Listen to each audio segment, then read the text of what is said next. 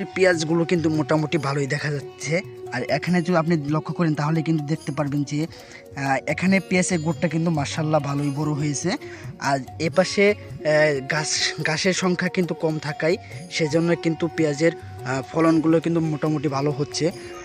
আসসালামু আলাইকুম। আজকে কিন্তু আমরা এসে পড়েছি যে আমার একটি মামা রয়েছে। মামা কিন্তু এই পাশে তার ফসলের জমিতে কিন্তু সে কয়েকটি ফসল চাষ করেছে। যেমন এখানে যদি আমি আপনাদেরকে দেখাই, এখানে কিন্তু সে আলু চাষ করেছে। আর আলুর গাছগুলো কিন্তু একদম বাজে অবস্থা রয়েছে, কারণ অতিরিক্ত কুয়াশা এবং এখানে কিন্তু আলুর একটি রোগ দেখা যাচ্ছে। এই রোগের কারণে কিন্তু এই পাতাগুলো মরে যাচ্ছে, গাছ কিন্তু মরে যাচ্ছে। আর আপনারা যদি লক্ষ্য করেন, যদি এই গাছগুলি যদি মারা যায় তাহলে কিন্তু আপনার ফলনটা বেশি ভালো হবে না। আর আমরা যদি এ পাশে যাই তাহলে কিন্তু দেখতে পারবো এখানে কিন্তু রসুন লাগানো হয়েছে। আসলে রসুন লাগালেও হবে না, এখানে কিন্তু এই কৃষকের কিন্তু অনেকটি ভুল রয়েছে। যেমন দেখতে পাচ্ছেন যে এখানে যে গাছের স্তূপগুলো আছে, এই গাছের স্তূপের কারণে কিন্তু এই রসুন কিন্তু ঠিকমতো বেড়ে উঠতে পারবে না। আর যদি রসুনগুলো ঠিকমতো বেড়ে উঠতে না পারে তাহলে কিন্তু রসুনের গুড়টা যে রয়েছে এটিও কিন্তু উর্বরতা বৃদ্ধি পাবে না এবং এগুলো কিন্তু অনেক ছোটোই থাকবে। এপাশে যদি আমি আপনাদেরকে দেখাই তাহলে কিন্তু এপাশে দেখতে পাচ্ছেন যে পেঁয়াজ, এই পেঁয়াজগুলো কিন্তু আপনার মাশাআল্লাহ ভালোই বড় হয়েছিল, কিন্তু পেঁয়াজের একটা রোগ দেখতে পাচ্ছি যে গাছ পচে যাওয়া, উপরের অংশ পচে যাওয়া কিন্তু একটা রোগ দেখা যাচ্ছে।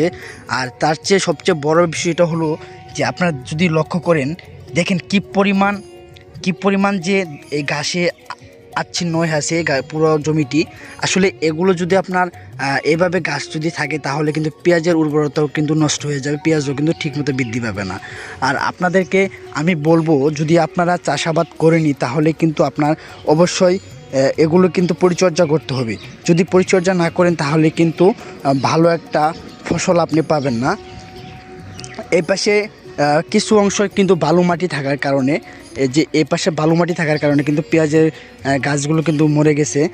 আর আমি যদি সামনের দিকে এগিয়ে যাই তাহলে আপনারা দেখতে পারবেন যে এখানে কিন্তু বেশি সংখ্যক জমিতে কিন্তু পেঁয়াজ লাগানো হয়েছে। আর এপাশে পেঁয়াজগুলো কিন্তু মোটামুটি ভালোই দেখা যাচ্ছে। আর এখানে যদি আপনি লক্ষ্য করেন তাহলে কিন্তু দেখতে পারবেন যে এখানে পেঁয়াজের গোটটা কিন্তু মাশাআল্লাহ ভালোই বড় হয়েছে। আর এপাশে গাছের সংখ্যা কিন্তু কম থাকায় সেজন্য কিন্তু পেঁয়াজের ফলনগুলো কিন্তু মোটামুটি ভালো হচ্ছে। আর আপনাদেরকে আমি আরেকটা বিষয় জানিয়ে রাখি, যদি আপনারা কোনো চাষাবাদ করেন তাহলে কিন্তু পেঁয়াজ চাষ, রসুন চাষ এগুলো যদি করেন তাহলে কিন্তু বেলে দোআঁশ মাটি হলে ভালো হয়। এখানে আপনি ভালো একটা ফল পাবেন, রেজাল্ট পাবেন। এখানে দেখেন এই গাছটাও যেমন সতেজ, তার গুড়টাও কিন্তু ঠিক ওরকমই সতেজ। আসলে যদি আপনি চাষাবাদ করেনি, যদি পরিচর্যা না করেন তাহলে কিন্তু ভালো ফল পাবেন না। তাই আমি আপনাকে বলবো, যদি আপনারা চাষাবাদ করেন তাহলে কিন্তু পরিচর্যা করতে হবে এবং যত্ন নিতে হবে, তারপরে কিন্তু আপনি ভালো একটা রেজাল্ট পাবেন। আর এপাশে কিন্তু বেগুনের চারা লাগানো হয়েছে। আর বেগুন গাছের বয়স কিন্তু মোটামুটি ভালোই হয়েছে, কিন্তু বৃদ্ধির যে ক্ষমতাটা কিন্তু অনেক কম, গাছগুলো কিন্তু বৃদ্ধি কম হয়েছে। আর এপাশে দেখতে পাচ্ছেন যে বেগুন এসে পড়েছে কিন্তু গাছে, ছোট্ট একটি গাছ তারপরেও কিন্তু অনেকগুলো বেগুন আসছে। আর গাছের কয়েকটি সমস্যা দেখা যাচ্ছে। সমস্যাগুলো হলো গাছের যে পরিচর্যার দিক থেকে গাছগুলো অনেক পিছিয়ে আছে। আর গাছের পরিচর্যা না থাকার কারণে কিন্তু গাছটি ঠিকমতো বেড়ে উঠতে পারছে না। আর দেখতে পাচ্ছেন একটি গাছে কতগুলো বেগুন এসেছে।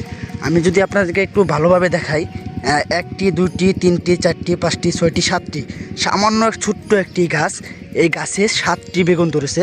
তাই সম্মানিত ভিউয়ার্স, আসলে এই বেগুন গাছের কিন্তু ফলন বেশি, ওই তুলনায় কিন্তু এই গাছের বৃদ্ধির হারটা কম হয়েছে।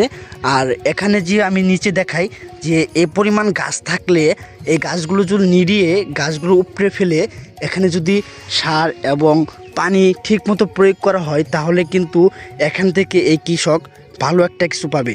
ধন্যবাদ সবাইকে। নতুন নতুন ভিডিও দেখার জন্য আমাদের চ্যানেলটি অবশ্যই সাবস্ক্রাইব করে রাখবেন, পরবর্তী ভিডিওর জন্য অপেক্ষা করবেন। ধন্যবাদ সবাইকে। আসসালামু আলাইকুম।